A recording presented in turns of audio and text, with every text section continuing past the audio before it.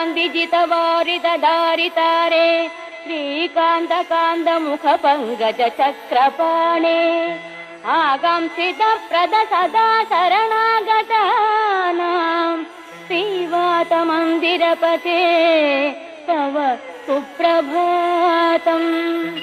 श्रीराजमानसुमनो मकुटाग्ररत्ननीराजिताङ्घ्रियुग भक्तजनैकबन्धो नारायणाच्युत हरे भगवन्मुरारे श्रीवातमन्दिरपते तव सुप्रभातम्।